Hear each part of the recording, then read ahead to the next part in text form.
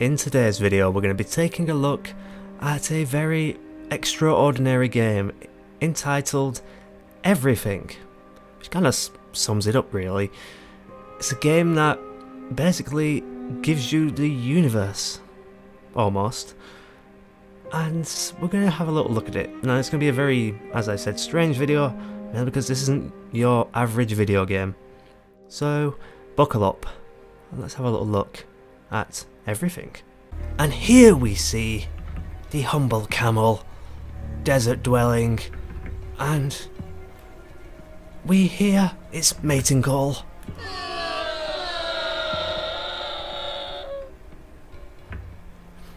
You've done one or two things now, haven't you? You're either fully on board with this video or you've just left. Alright then. Yeah.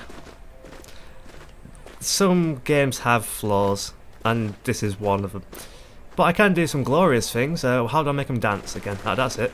This is apparently dancing. This is how camels mate, doing a grand display of sheer talent, precision, and...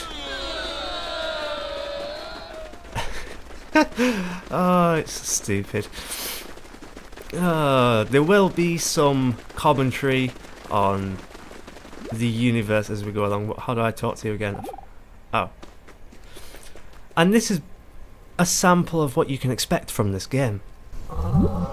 Just in the same way that conscious attention is not aware of all the other operations of the body, in just that way, we are not aware of our connection, indeed our identity, with the fundamental self.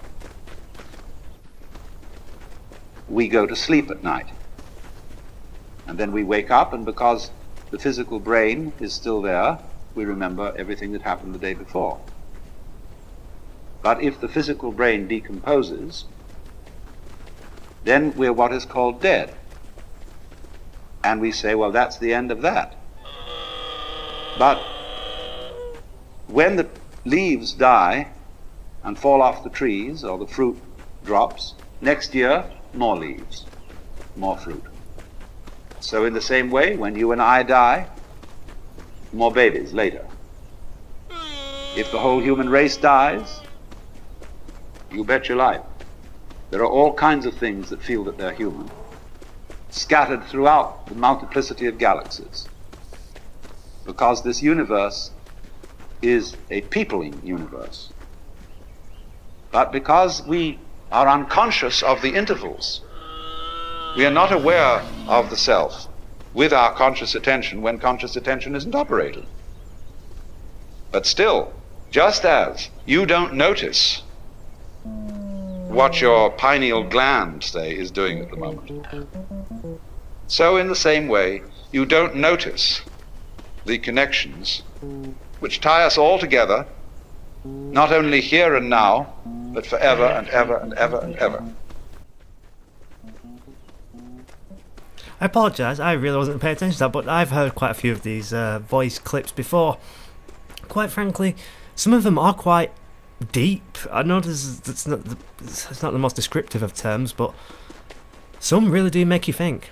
And I'm a person with many mental problems. I have many little demons in my brain, but some of the things that I've had eureka moments while just casually, well, what's the word that I'm doing right now? I'm not walking, tumbling along? Oh my god, that's a fucking big beetle.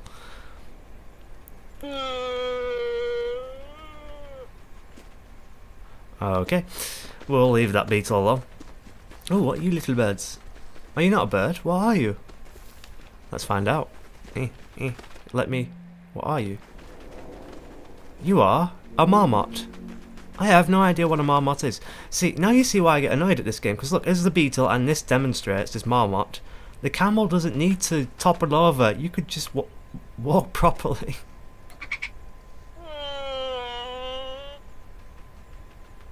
This moment's a little weirder than I would like. Let's walk away. Although, where's that beetle? I'm not scared of you. I'm a mighty marmot. When I say mighty, I mean fucking mighty. Come here. What the hell was that noise? I thought, wait, come on, come back. You are the totality. The basic reason why we don't notice the self is that the self doesn't need to look at itself. A knife doesn't need to cut itself. Fire doesn't need to burn itself. Water doesn't need to quench itself. And a light doesn't need to shine on itself. Nevertheless, it is possible, in a certain way, to become aware of oneself in this deepest sense, to know that you are the totality.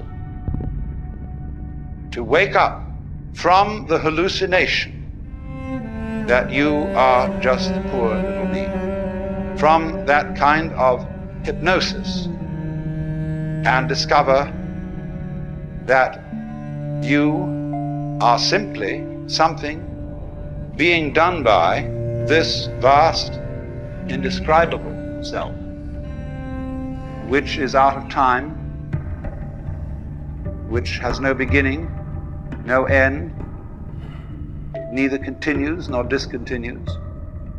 It's beyond all categorization whatsoever. So when you are trying to know the self, you have to get rid of every idea in your head and see this everyday world just as it looks now, but see as clearly can be that it is all the self.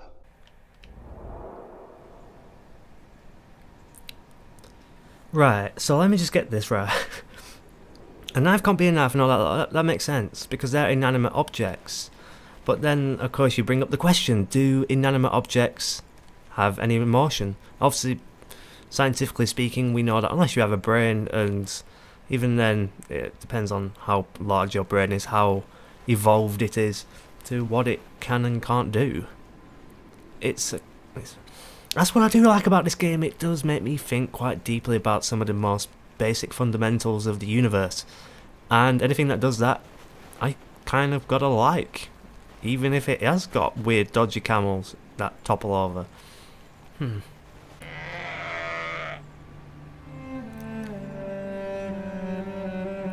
On the sixth day, God made the animals, using Unity, and on the seventh, he published it on Steam.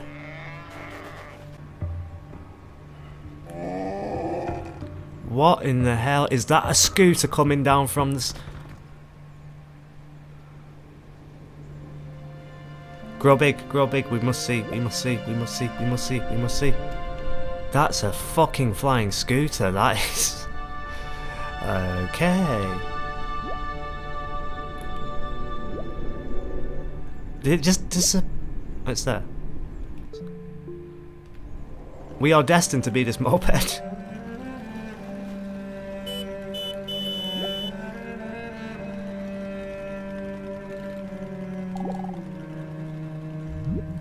If you look at the moon, you might imagine at full moon that you were looking at a disk until somebody points out to you that it's a ball.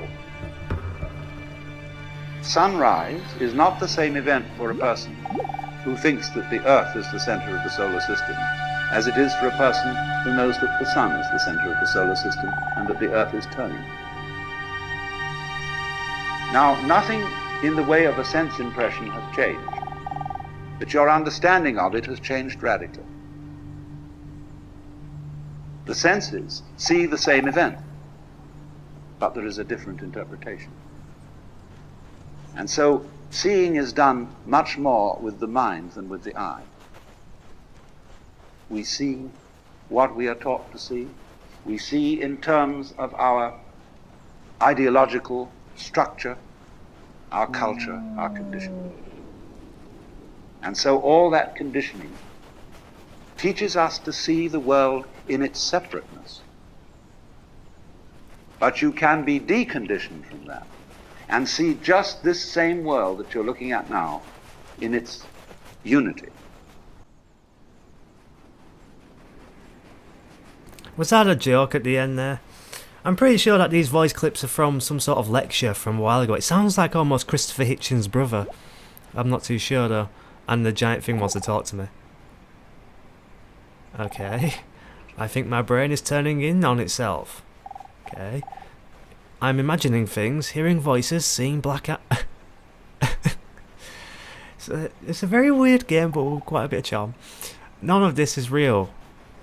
Well, I'm real. Are you real?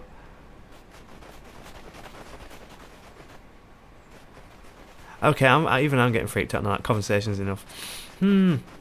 What's with the big ball? What's the big ball? What are you? You're an 8-ball.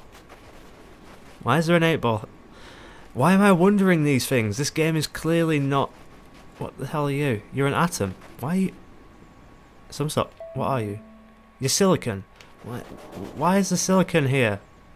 Oh, we're not California. Houston, we have landed on an alien planet. Fucking hell, this rover's been upgraded.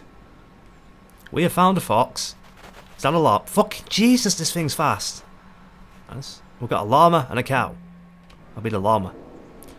Yes, I guessed it correctly. I knew it was a llama. Didn't know llamas made that noise. I actually met someone once that actually owns a llama farm. I had many bloody questions. So many. The lunar rover, I can't keep up with it. Come back! Come back! No! No! Houston! Houston! Rib it! Rib no, for her plate. No! Come back! Come back! Come back! Come back! Come back! You're stuck on a wall. Gimme. I can't. Gimme. Thank you.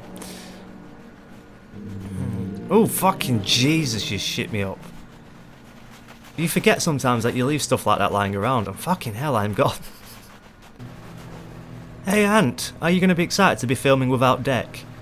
Hang on, did you get done recently in the news? I don't know. I don't keep up with all this TV host bullshit, celebrities nonsense. I'll stick with my YouTube celebrities such as Ashens and etc. and etc. I mean, how can you not consider a man who opens tat on a brown sofa to not be a celebrity? Okay, llama. Llama, you're inside. Llama. Thank you. Let's get a convoy going. Are we all done? Apparently I got a strategist, or whatever trophy for just making a convoy. Right, everybody, in 3, 2, 1. It's like being stuck on the M1 all over again. Okay then, and we're off. Oh my god, we got a race going. Oh my Jesus, I have no idea who's in first. We got a great big fucking convoy, ain't it an ugly sight? Oh, someone just got wiped out by the tree. Okay, now we've got a race on. Right, past the llamas.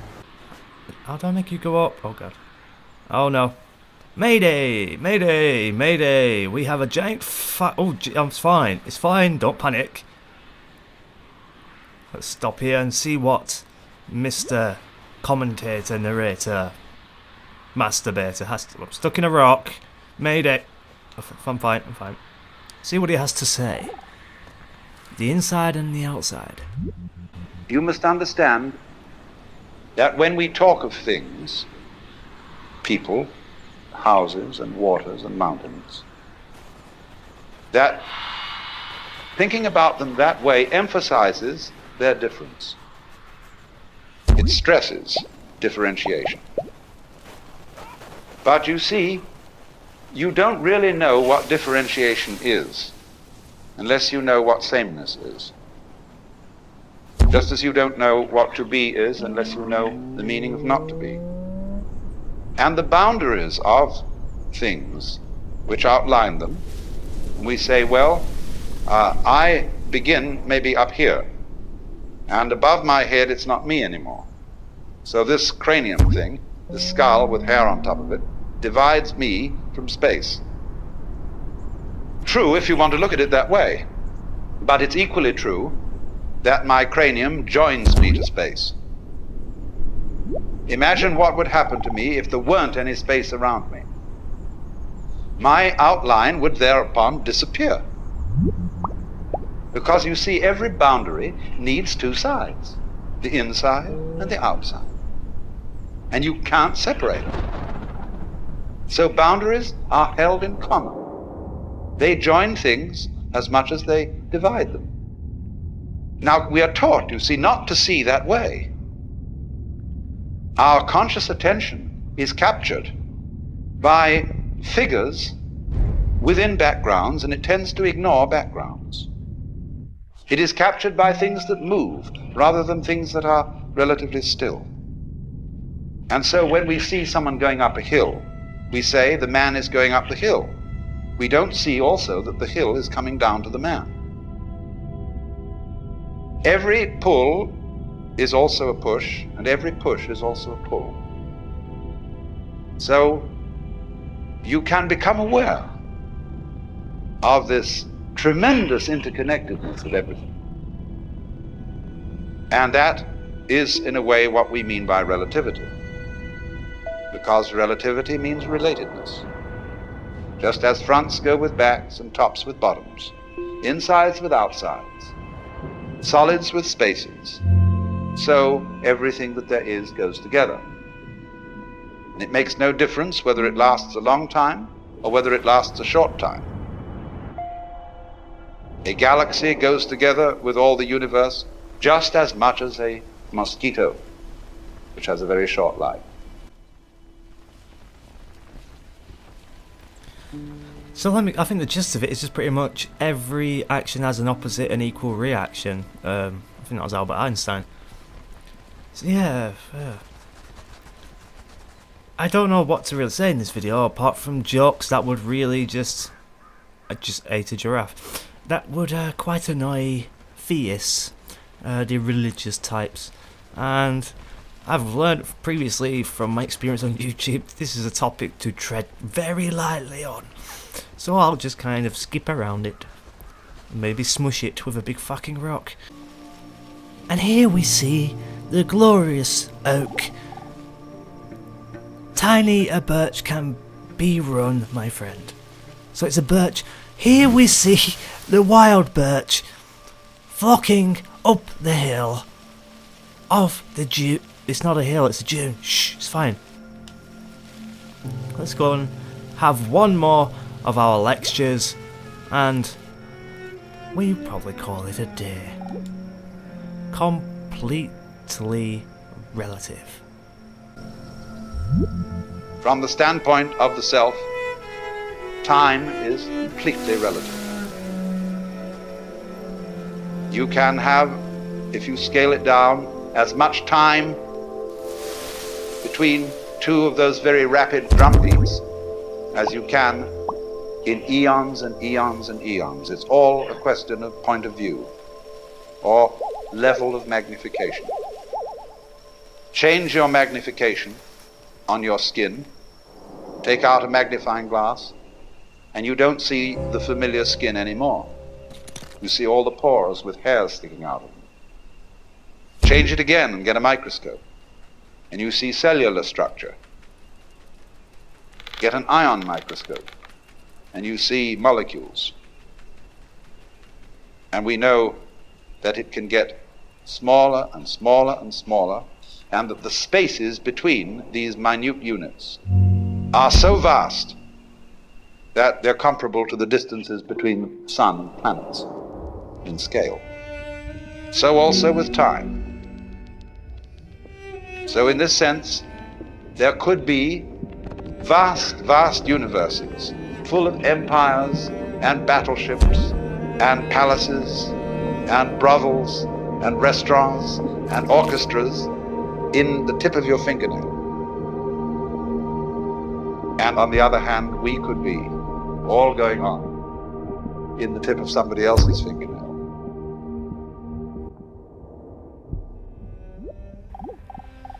Now, okay, I'll grant you that one. That one is a pretty fun theory. So let's think about it. So I think this has been referenced in quite a few different TV shows and maybe movies over the years. The thought of, well, what about these microorganisms that live under your fingernail, for example? What if they do have a mind of their own and they have quite a lot more intelligence than we give credit for, because we've simply got no way of measuring it at the moment. But then the other way, on the other side of that coin, are we just said life forms living in something much bigger in that's thumbnail? I know it's one of those weird ideas. It's almost right up there with Elon Musk, but the idea of that we're all in a simulation. But those ideas are very fun to play around with.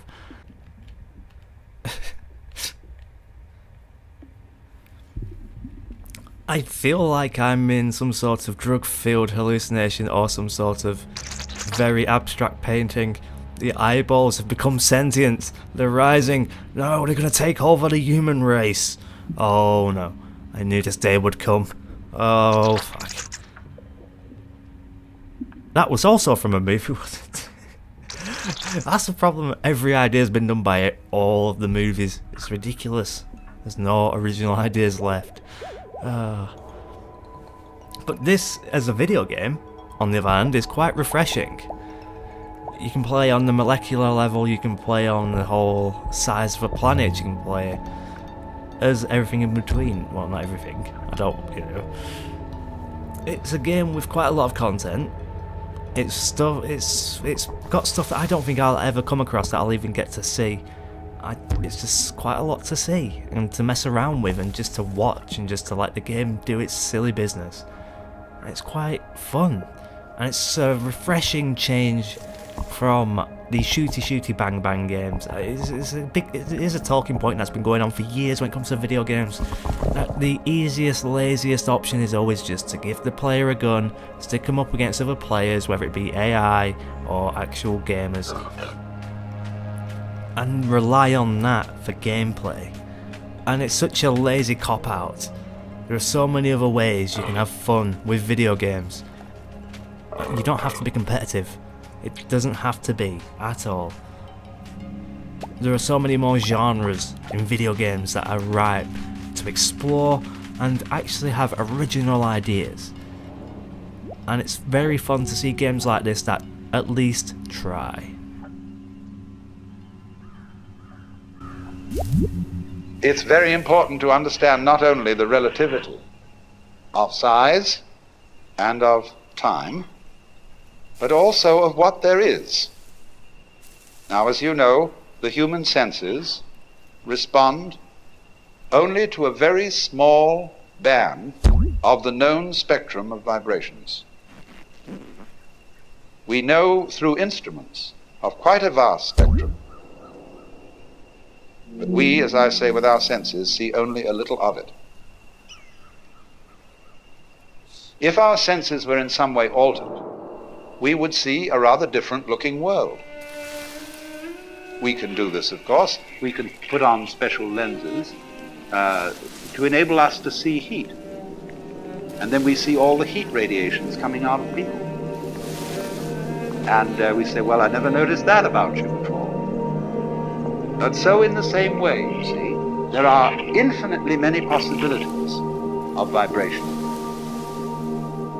and of organs sensitive to those vibrations, so that there could be worlds within worlds within worlds, spaces within spaces, just like the many, many wavelengths of radio and television, going on forever and ever in all directions. The possibilities are infinite. But having senses and noticing is a selective process. It picks out only certain ones, just as when you play the piano. You don't take both arms and slam down all keys at once. You select.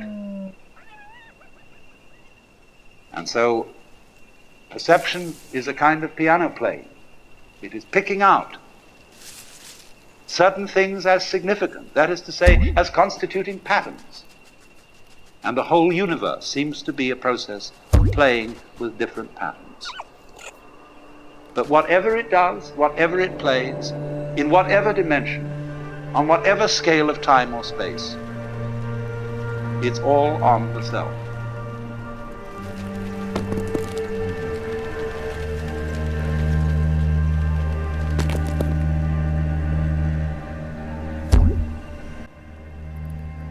Okay, I didn't know that was in the game. Yeah, man. Yeah, there are so many quirky little theories and inspirational nuggets in this game that I'm gonna leave that here. And there's definitely a lot more for you to explore. It's definitely a game worth checking out. And it's definitely fun to think of all the weird idioms of the universe. As he quite rightly pointed out, the universe is weird as if it the universe is weird as if it doesn't really stick to one pattern, or it's like the whole universe is one massive experiment, but which shares a lot of common components, and that's what we notice. The human species doesn't have the biggest capability when it comes to perception. Our vision isn't the best, our hearing is certainly not, and our smell is probably one of our strongest assets. Even then, compared to many animals, it's nowhere near what it can be. That's not to say that over the centuries to come and the millennia, if the human race and the earth last that long, that we can't evolve to have better sensory perception and abilities. This game, it's food for thought. I certainly heartily recommend it, and certainly not far off being the top banana. I'll see you in the next video. For now, goodbye.